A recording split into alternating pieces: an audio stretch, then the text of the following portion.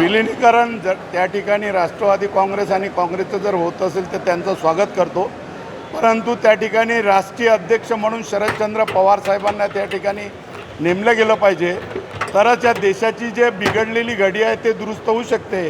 आणि पवार साहेबांचं नेतृत्व हे सर्वसामान्यांचं नेतृत्व आहे, शेतकऱ्यांचं नेतृत्व आहे, महिलांचं नेतृत्व आहे, युवकांचं नेतृत्व आहे. सुप्रियाताईंच्या नावामध्ये युवती हा शब्द आला आणि त्यांनी पूर्ण देशामध्ये युवतींना त्या ठिकाणी सत्ता स्थापन करण्याचं काम त्या ठिकाणी केलेलं आहे. आणि शरद पवार साहेबांनी तुम्हाला आठवत असेल की ते ज्यावेळेस विरोधी पक्षनेते होते आणि त्यांनी एका मतावर त्या ठिकाणी वाजपेयीचं सरकार त्या ठिकाणी पाडलं होतं. म्हणजे सत्ता उलट पालट करण्याची क्षमता या देशामध्ये एकाच माणसामध्ये आहे, त्यांचं नाव शरदचंद्र पवार साहेब आहे. आणि म्हणून त्यांच्या हाती धुरा सोपवावी तरच त्या ठिकाणी भारतामध्ये काही परिवर्तन होऊ शकते, काही सत्ता पालट होऊ शकते किंवा त्या ठिकाणी पवार साहेबांच्या नेतृत्वामध्ये त्या ठिकाणी या देशाला वेगळा न्याय मिळू शकतो. त्या आता जर बघितलं तर 20 करोड लोकांना नोकऱ्या पाहिजे होत्या, त्या नोकऱ्या त्या ठिकाणी मिळत नाही.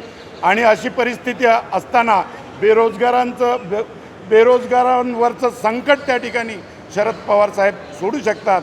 म्हणून शरदचंद्र पवार साहेबांशिवाय पर्याय नाही या देशाला आणि या भारताच्या मातीला. म्हणून शरद पवार साहेब एकच पर्याय. आणि मग ते काँग्रेसनीसुद्धा त्या ठिकाणी मान्य करायला पाहिजे.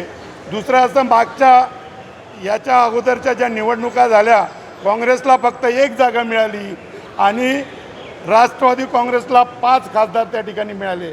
आणि म्हणून राष्ट्रवादी काँग्रेसची ताकद काल पण होती, आज पण आहे आणि उद्या पण राहणार नाही. शरद पवार साहेबांशिवाय दुसरा नेता त्या ठिकाणी होणे नाही. म्हणून त्यांना अध्यक्ष करावं राष्ट्रीय अध्यक्ष.